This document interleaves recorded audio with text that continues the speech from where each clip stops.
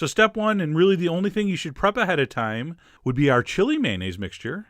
So in a bowl, I have a spoon of mayonnaise, the real stuff. To that, we're going to add a little bit of freshly squeezed lime juice. At that point, we're going to add a big spoon of ancho chili powder and a smaller spoon of smoked paprika.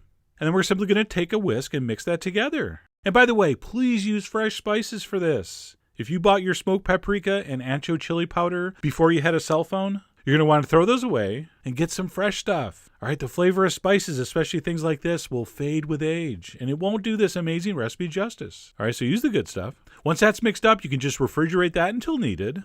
And then the other thing you want to prep ahead would be some melted butter. And of course, you could do it in the microwave. I'm going to do mine in direct sunlight. I think it tastes much better that way.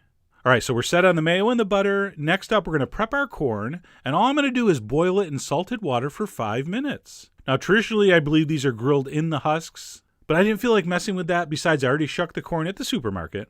So like I said, I'm going to boil that for 5 minutes in salted water. And by the way, you farmers, can you answer this for me? And you can see as I pull this out here, some of the kernels turned a rusty color. Here, let me turn this one around so you can see what I'm talking about. Why is that? Please, farmers, I need an answer. Since we're going to grill this, I don't think it matters, but I'm just curious. But anyway, we do want to pre-cook our corn a bit before we hit the grill, which is our next stop. So I'm heading out back. I'm going to place this on a hot charcoal grill. And yes, of course, you could use a gas grill for this, but I really think the smokiness from the charcoal adds a lot to it. And by the way, the reason they're rolling, I had them perpendicular to the grates. Everybody knows you have to put the corn going the same direction as the grates, or they will roll. So I fixed it. But bottom line, just keep turning it on the grill until it's as done as you want. Now, some people just barely want a little bit of golden brown on there. Other people like it almost completely charred. But for me, I like it somewhere in the middle, as I do with most things. All right, so I don't want it too black, but I do want some very nice caramelization. It's really going to sweeten that corn up. And of course, add that little bit of smokiness, which I think adds so much to this. So I'm going to pull that off. We're going to head back inside and onto that hot, smoky corn. We're going to brush our melted butter. And you're probably thinking, hey, I'd just eat it like that. It looks delicious. Well, you're right. But hold on. We're going to kick this up not 1, but 2 notches. All right, so after you apply the butter, I want you to take your ancho lime mayonnaise and brush it on. And not just a little. We want complete coverage. All right, so brush that on shamelessly until it's completely coated with a nice thick layer. And then, the best part, the grating of the Mexican cheese.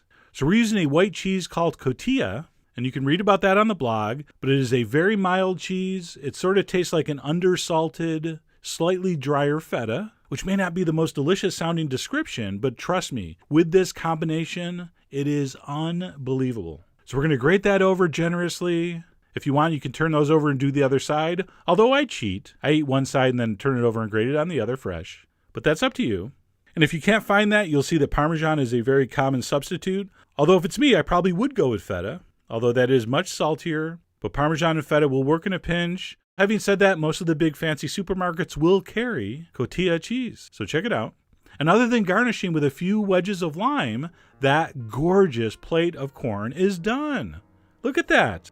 You may never do grilled corn any other way. It's that delicious. The way that mild, subtly salty cheese works with that ancho lime mayonnaise, along with that buttery, smoky corn, it is just a magnificent combination of flavors. It's just one of the world's great corn recipes. And I have to say, I never film at this hour of the day because of the way the sunlight goes through our neighbor's trees, but here it kind of works. Plus, I didn't notice till I already started editing. But anyway, crazy lighting aside, this was perfect.